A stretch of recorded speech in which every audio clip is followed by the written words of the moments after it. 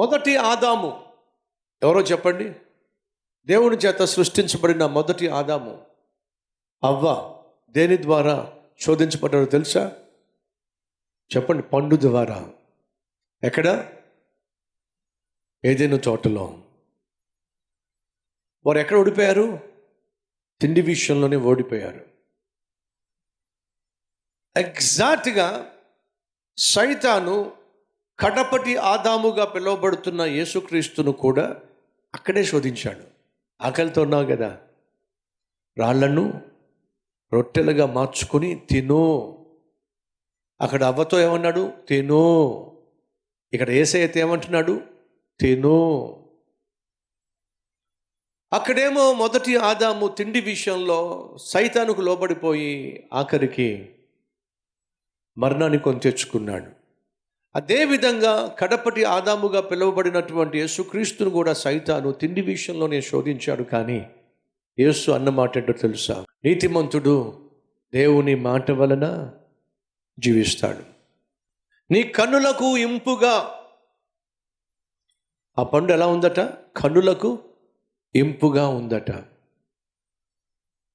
సైతాన్ ఏం చేశాడో తెలుసా?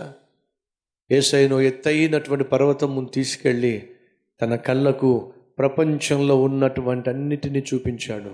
కళ్ళకు ఇంపుగా ఉన్న ప్రపంచాన్ని చూపించాడు. ఇదంతా నీకు ఇచ్చేస్తా అని చెప్పి యేసయ్యను శోధించాడు. యేసయ్య ఏం చేశాడు? ప్రభు అయిన నీ దేవుణ్ణి మ్రొక్కి ఆయనను మాత్రమే సేవించవలెను. వాక్యంతోనే యేసయ్య సైతాను నోరు మూయించాడు. సంగమా, నీ జీవితాన్ని, నా జీవితాన్ని, మన జీవితాన్ని నడిపించాల్సింది మన భయం కాదు, మన ఎమోషన్స్ కాదు, మన చుట్టూ ఉన్న పరిస్థితులు కాదు. మనల్ని నడిపించాల్సింది మనలో ఉన్న దేవుడు మనల్ని నడిపించాలి. ఆ రోజు జరిగింది ఏమిటంటే, దావీదు భయపడిపోయాడు.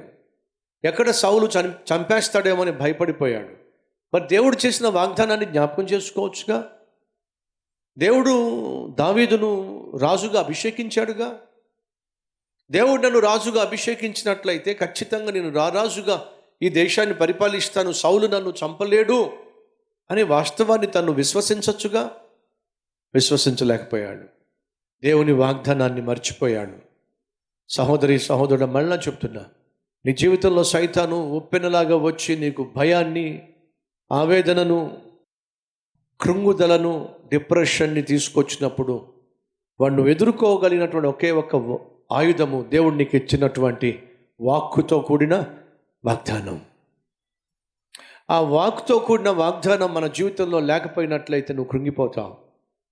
ఎన్నిసార్లు ఎన్ని విధాలుగా సైతాను నన్ను శోధించే ప్రయత్నం చేస్తాడో, ఎంత చెట్టుకు అంత గాలి ఉంటుంది. ప్రాముఖ్యంగా బహుగా ఫలించే చెట్టు మీద ఎక్కువ మంది కళ్ళు ఉంటాయి, ఎక్కువ రాళ్ళు పడతాయి. ఊహించుకోండి, ఇంత దివ్యమైనటువంటి పరిచర్యను దేవుని సేవకునిగా నడిపిస్తూ ఉన్నప్పుడు సైతాను ఎన్ని రాళ్ళు వేస్తాడో, ఎన్ని శోధనలు తీసుకొస్తాడో, ఎంత ఒత్తిడిని కలిగిస్తాడో. వాటన్నిటిని ఎదుర్కోవాలి అని అంటే, వాటన్నిటినీ జయించాలి అని అంటే సతీష్ కుమార్కు ఉన్న ఒకే ఒక ఆధారం ఏమిటంటే, దేవుడు సతీష్ కుమార్కి ఇచ్చిన వాగ్దానాలే నాకు ఆధారం. ఆ వాగ్దానాలే లేకపోయినట్లయితే, దేవుని వాక్యే లేకపోయినట్లయితే సైతాన్ యొక్క శోధనలు ఎదుర్కోవడం సాధ్యము కాదు. ఈరోజు నువ్వు దేని చేత సైతాను ద్వారా శోధించబడుతున్నావో దాని విషయంలో దేవుని దగ్గరికి వెళ్ళి ప్రార్థన చేస్తే దేవుడు నీకు వాగ్దానం ఇస్తాడు. ఆ వాగ్దానాన్ని నువ్వు చేతపట్టుకొని సైతాన్ని ఈజీగా ఎదిరించగలుగుతావు. సైతాను దేనికి భయపడ్డు? ఒక్క వాక్యానికే, వాగ్దానానికే భయపడతాడు.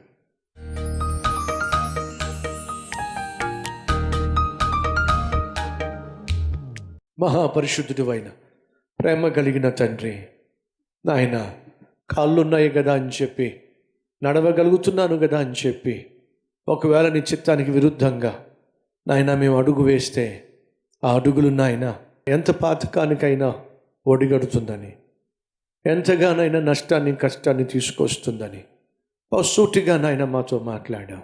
సంతృప్తికరమైన జీవితం ఈరోజు ఆత్మీయుని సంచారం నాయన మా జీవితంలో మేము ఇంట్లోంచి బయటికి వస్తున్నప్పుడు నీ పర్మిషన్ తీసుకుని మేము బయటికి రావాలి. నిన్ను కలిగి మేము బయటికి రావాలి. నువ్వు లేకుండా, నువ్వు రాకుండా మేము ఎక్కడికి వెళ్ళడానికి వెళ్ళలేదు నాయన. ఒకవేళ వెళితే అది మాకు శాపంగా మారుతుంది, అది మాకు నష్టాన్ని తీసుకొస్తుంది, మేము నటించాల్సి వస్తుంది. నాయన మమ్మల్ని క్షమించు.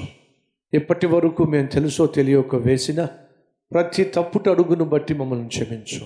విత్తబడిన వాక్యాన్ని మా హృదయంలో ఫలింపచేసి మా జీవితాలను ఫలభరితంగా మార్చమని, మరింత మేలుకరమైన జీవితం, ఆత్మీయత మాకివ్వమని యేసు నామం పేరట వేడుకుంటున్నాం తండ్రి. ఆమేన్.